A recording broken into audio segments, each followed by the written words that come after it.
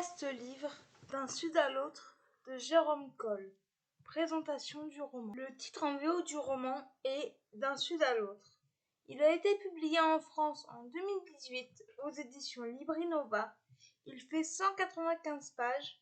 Je lui ai mis la note de 5 sur 10 et le conseille au lecteur à partir de 18 ans. Quatrième couverture.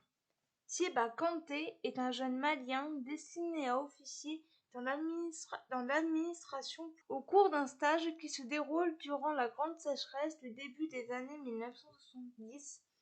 Il est amené à offrir son aide dans un camp de réfugiés loin de son sud natal. Il y fait la rencontre bouleversante de 3 jeunes filles peules, abandonnées à leur sort, qu'il décide de prendre sous son aile.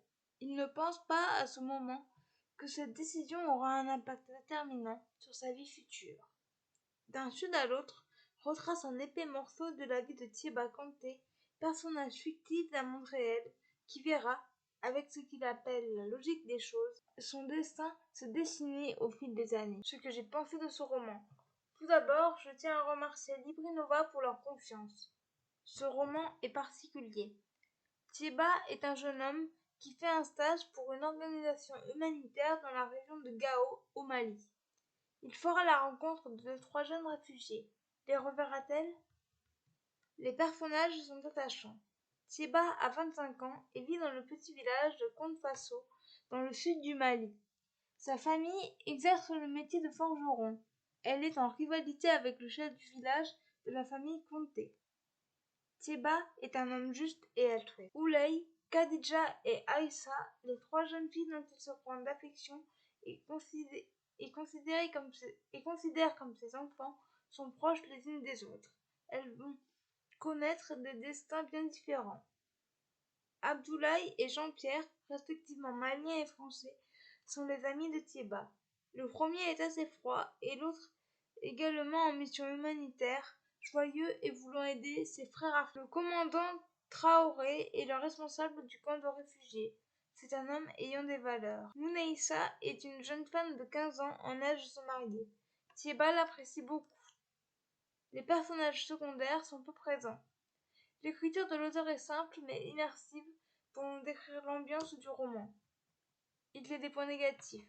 Le livre est classé sur le site de la maison d'édition dans la catégorie romans sentimentaux.